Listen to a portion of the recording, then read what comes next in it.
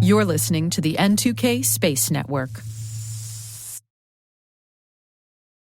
AI agents are now reading sensitive data, executing actions, and making decisions across our environments. But are we managing their access safely? Join Dave Bittner and Barak Shalef from Oasis Security on Wednesday, December 3rd at 1 p.m. Eastern for a live discussion on agentic access management and how to secure non-human identities without slowing innovation.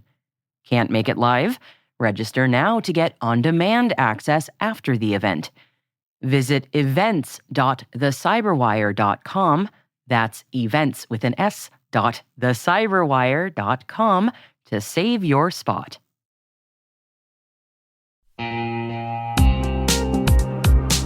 Ever wished you could rebuild your network from scratch to make it more secure, scalable, and simple?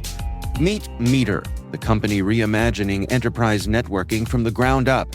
Meter builds full-stack, zero-trust networks, including hardware, firmware, and software, all designed to work seamlessly together.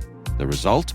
Fast, reliable, and secure connectivity without the constant patching, vendor juggling, or hidden costs. From wired and wireless to routing, switching, firewalls, DNS security, and VPN, every layer is integrated and continuously protected in one unified platform. And since it's delivered as one predictable monthly service, you skip the heavy capital costs and endless upgrade cycles. Meter even buys back your old infrastructure to make switching effortless. Transform complexity into simplicity and give your team time to focus on what really matters, helping your business and customers thrive. Learn more and book your demo at meter.com/cyberwire. That's meter.com/cyberwire.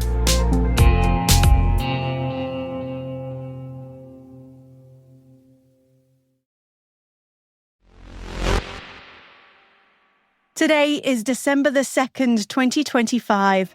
I'm Alice Carruth, and this is T-Minus. T-minus 20 seconds to LOS egress. Go for deploy. Roger, roll.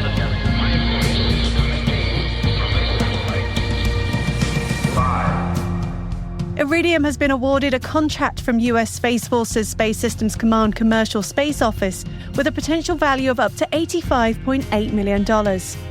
4. Spire Global has been selected by GIST Research to provide soil moisture insights for a study mapping climate-driven pastoralist movement in Ethiopia's Somali region. 3. Deloitte has contracted Spire Global to design, build, and operate 8 satellites for Deloitte's on-orbit cyber payloads. 2. The European Space Agency has said that a German astronaut will be the first European to fly to the moon with a future NASA-led Artemis mission. 1. The European Space Agency has approved a €1.3 billion spending plan to support space defence programmes across its 23 member states.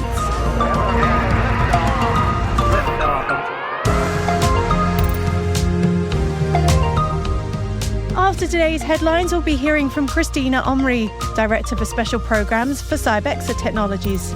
CybExer has partnered with the European Space Agency on their space cyber range. Our producer Liz Stokes met with Kristiina in Tallinn, Estonia yesterday, and we'll be bringing you that chat later on.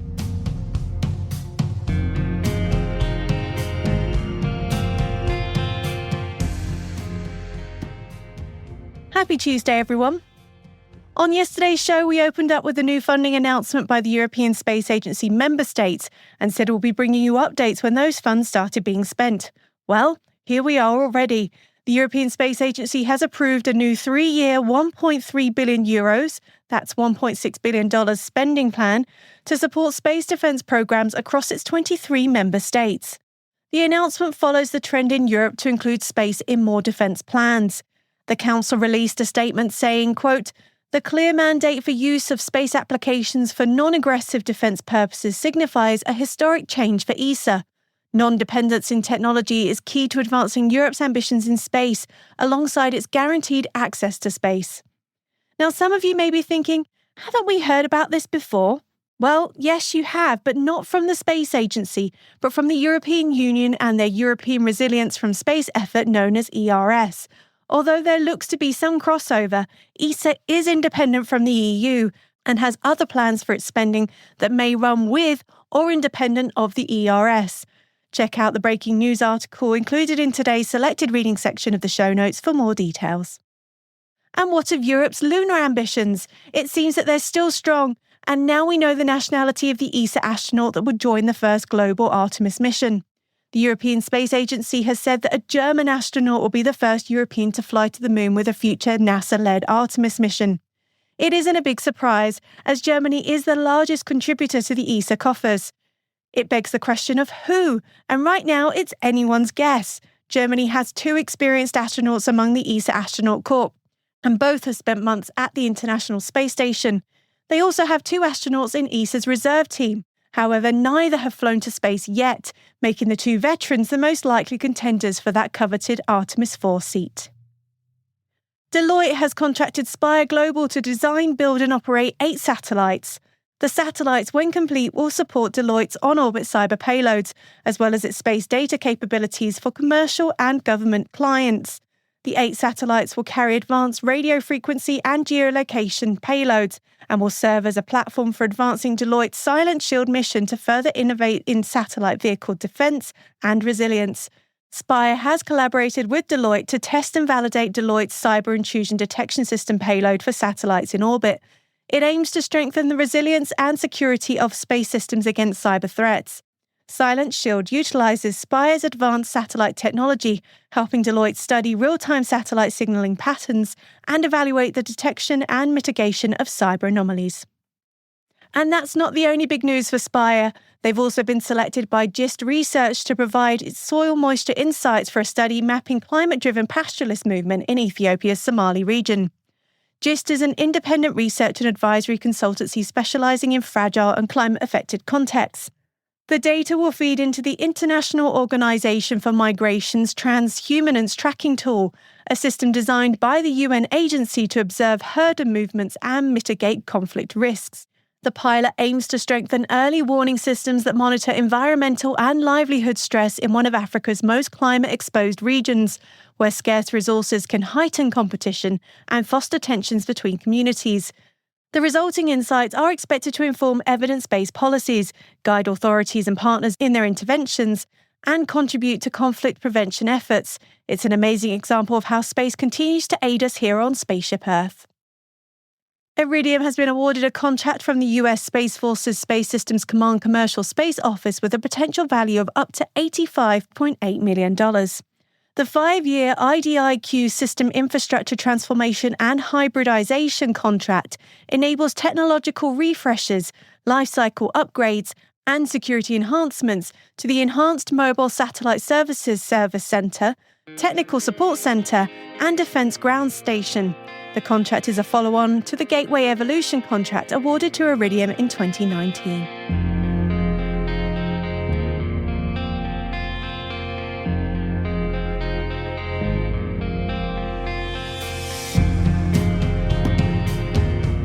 That wraps up today's headlines, but there's other stories that we're keeping an eye on. N2K's lead audio engineer Trey Hester joins us now with a look at those stories.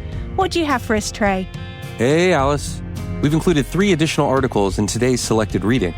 The first one comes from the South China Morning Post on how China pulled off its recent Shenzhou rescue mission. And then there's announcements from Wenbo River on their investment in Odyssey Space Research, and another with Echelon partnering with iSci to create 3D operational terrain visualizations. And as a reminder, those links can be found on our website, space.n2k.com.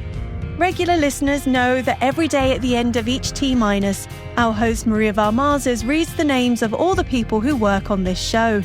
It's a big team effort to get this show published every day. And you, dear listener, play a very important role too. Every time you share an episode of T- with colleagues or on social media, that not only helps us grow, but more importantly, it shows us how our work is useful and interesting to you. If you enjoy T-, don't keep us hidden. Share our show in your social and professional networks. It helps us grow and makes T- even better every day. Thanks for being part of the T- crew.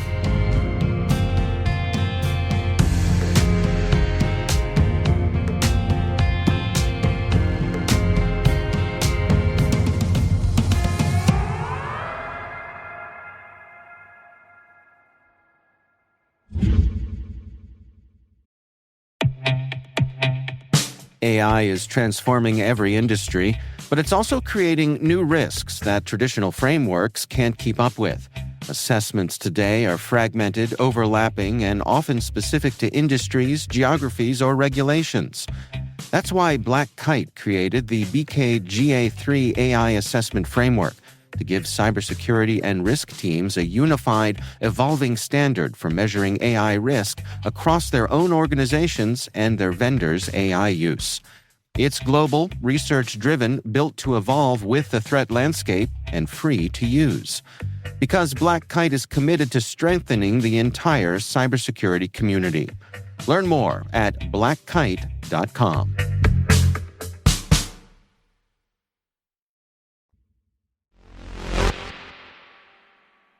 Our producer Liz Stokes has been in Estonia this week with host Maria Varmazis. They were invited by NATO to witness a cybersecurity exercise. There's going to be a lot more on that in the coming weeks. While in Tallinn, Liz caught up with Kristiina Omri, Director of Special Programs for CybExer Technologies. They're the company that has partnered with ESA on the cyber range. I'll let Kristiina explain in further detail. CybExer is Estonian-based or headquartered company, but we do operate globally. So there are approximately 55 countries in which we have conducted different cybersecurity-related projects or sold our technology. So we are a cybersecurity company on the preparedness side of cybersecurity. And you guys provide cyber ranges for NATO and ESA. What do those entail exactly? Yes, cyber range technology comes historically from military, from the need to train and exercise also on the digital battlefield.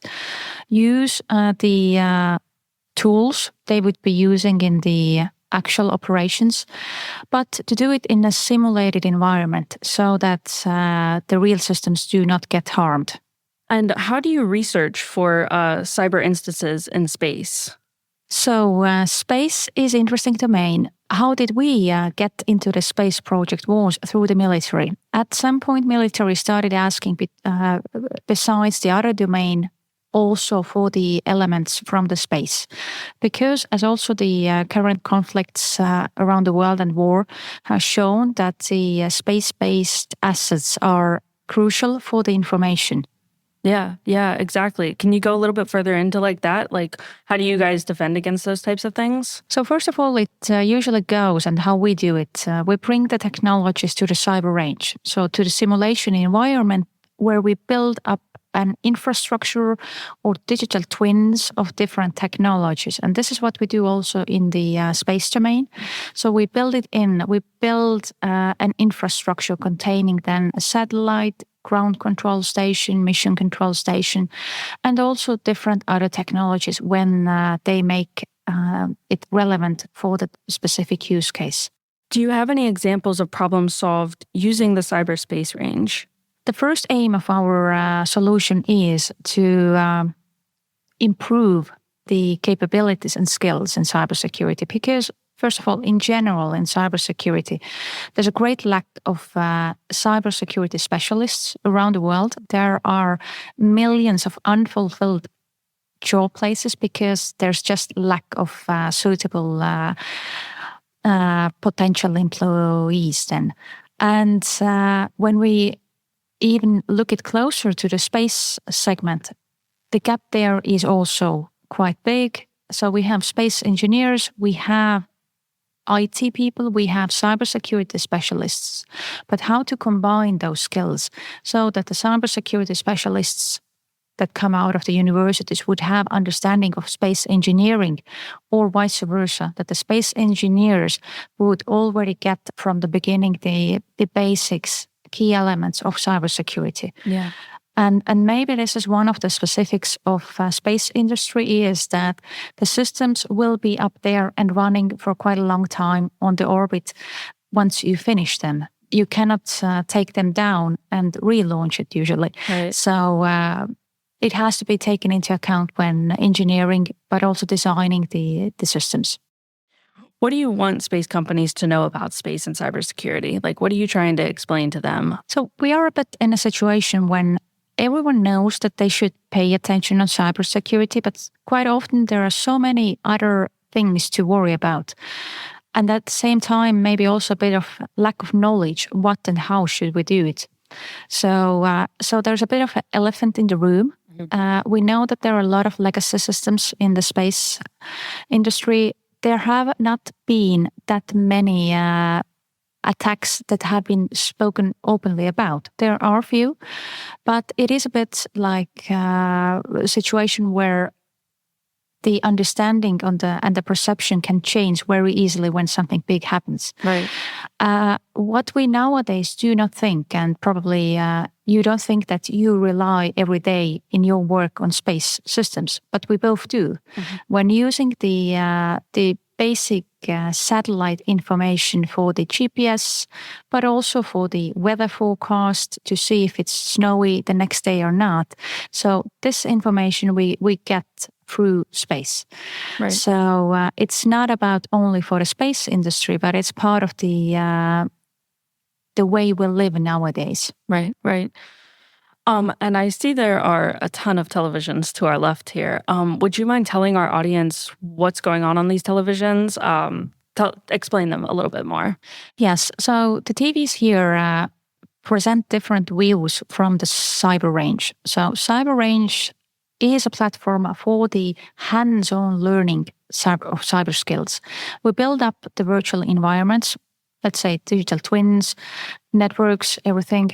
And the aim of the trainees there, be it a team-based exercise or individual-based exercise, is to go and see, depending on the scope, of course, where are the vulnerabilities, what can I do to repair it, and so on and so forth. So this is one part of it, that it's about the skills development, and hence we can also take out the analytics. Where are they good at? What are the areas of improvement? What we say is it's never about pass and fail. It's about improving and learning.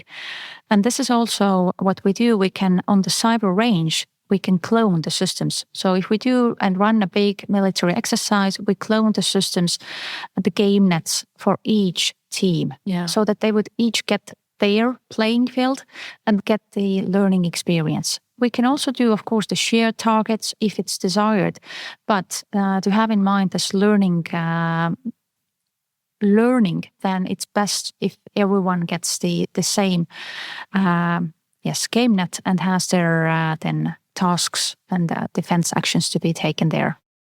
Walk me through that process. What's that like?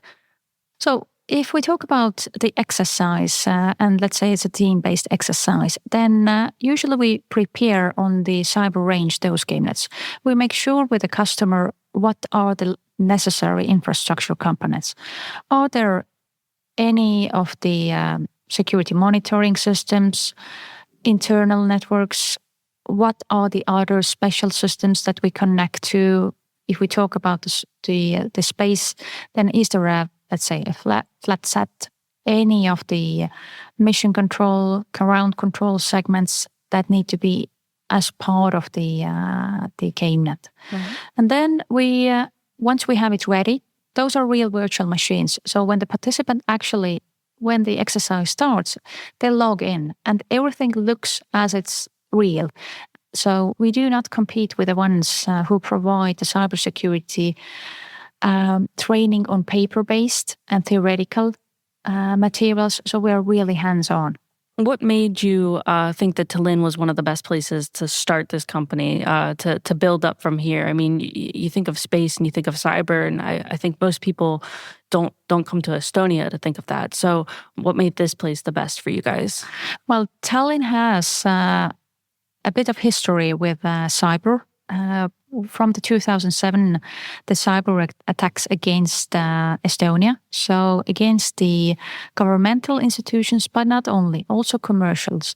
So it started with attacks against the president's website. Okay, if you're a citizen of Estonia and the website of the president does not function, you can still continue your everyday life, probably. But if your internet bank does not respond anymore, then you feel it, and it starts really having influence on your daily life. So this was 2007, and from this attack and the large-scale attack, we learned it even more clear that we have to put more emphasis on the cyber.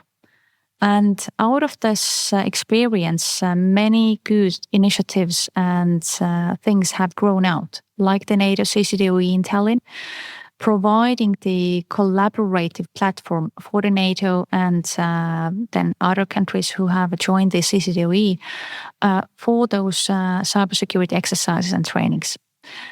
And hence also the private sector and cybersecurity companies started growing. They started growing already before, but this definitely was another push towards it.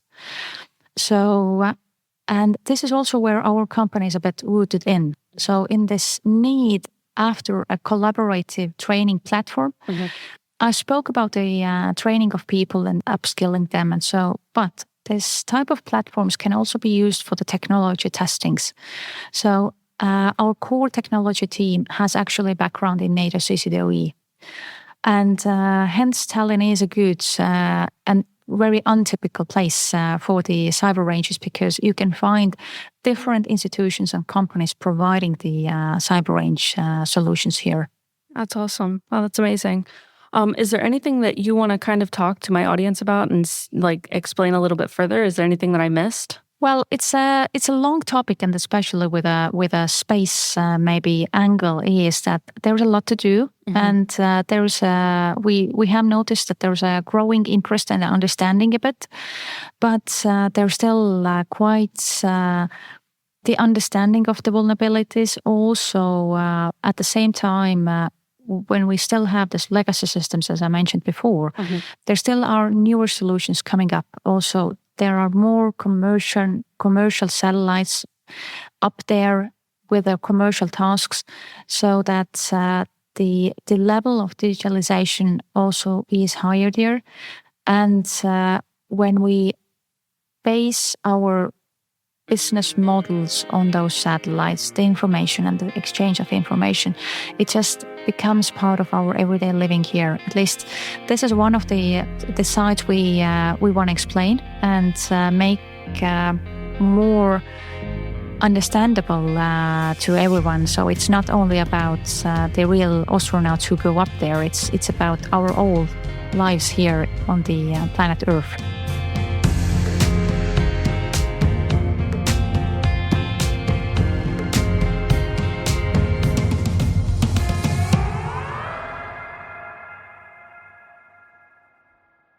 We'll be right back. This episode is brought to you by Indeed. You're ready to move your business forward, but first, you need to find the right team. Start your search with Indeed Sponsored Jobs. It can help you reach qualified candidates fast, ensuring your listing is the first one they see. According to Indeed data, sponsored jobs are 90% more likely to report a hire than non-sponsored jobs. See the results for yourself. Get a $75 sponsored job credit at Indeed.com/podcast. Terms and conditions apply.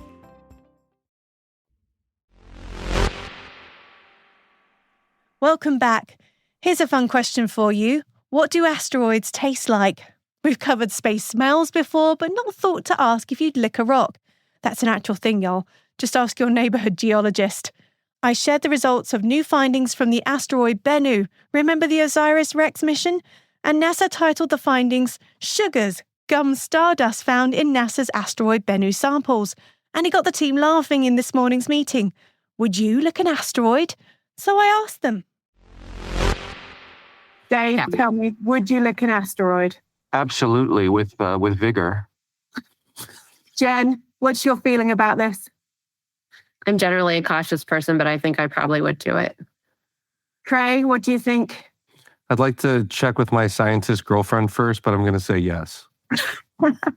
Good cautious answer. Mayan, what do you think? Would you lick an asteroid? Just for science, I think the answer is yes, I have to lick the asteroid. Elliot, what do you think? For me, it just depends on how fast this asteroid is moving past my face.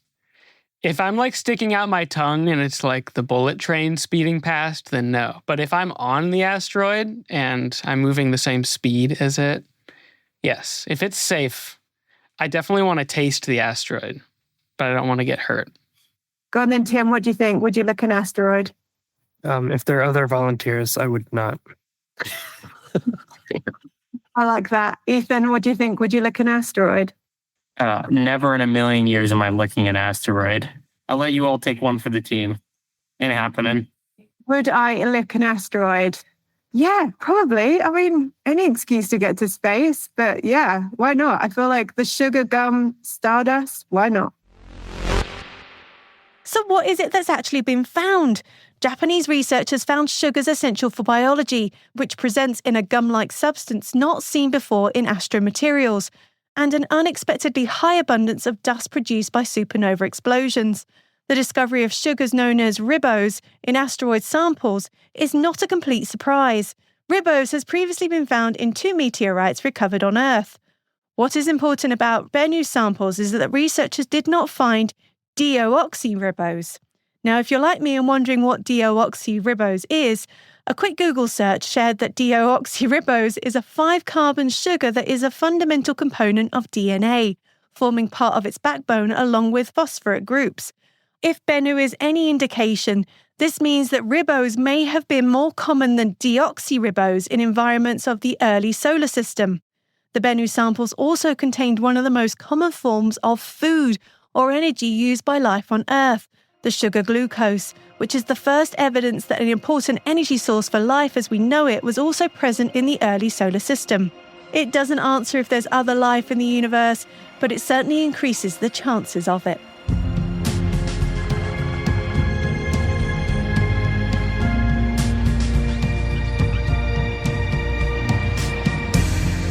And that's it for T-Minus, brought to you by N2K Cyberwire.